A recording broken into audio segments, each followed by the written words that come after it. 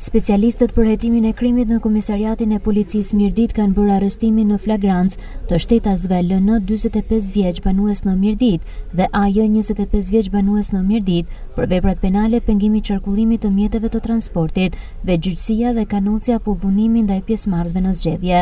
Arrestimi i tyre u bë pasi me datë 10 maj 2025 rreth orës 20:20 këta shtetas me dy automjetet e tyre i kanë bllokuar rrugën automjetit që drejtohej nga shtetasi RK 46 vjeç dhe AD, të dy banues në Rreshen me pretendimin se këta shtetas po kryenin veprimtarinë e blerjes së votave. Shërbimet e policisë menjëherë pas marrjes së njoftimit për bllokimin e rrugës në lagjen Donej në Rreshen dhe konfliktin verbal mes këtyre shtetasve, kanë ndërhyrë duke shoqëruar palët në komisariat dhe kanë kryer veprimet hetimore në drejtimin e prokurorisë. Në vijim të veprimeve të kryera pas kontrollit të ushtruar në automjetet e tyre, konkretisht në automjetet e shtetasve LN dhe AJ, shërbimet e policisë gjetën dhe sekuestruan në sesinë e provës materiale lista me të dhëna persona ashtu dyshuara si lista zgjedhësish, ndërsa në automjetin e shtetasit RK nuk u gjet asnjë send i kundërlidhshëm.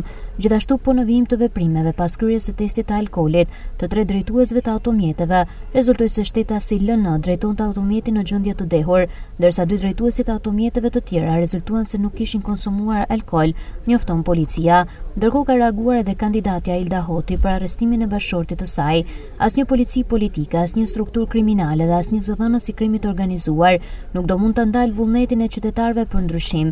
Ditët e friksimit, fabrikimeve dhe shtypjes së zërit opozitar janë drejt fundit. Ulsimania dhe çdo vegël politike që përdor policinë e shtetit për interesat pushtetit do të mbajë përgjegjësi për çdo veprim të paligjshëm, për çdo tentativë për të friksuar qytetarët që duan një të ardhmë më të mirë. Këto manovra janë të dështuara sepse fuqia e popullit nuk ndalet nga asnjë makineri represive.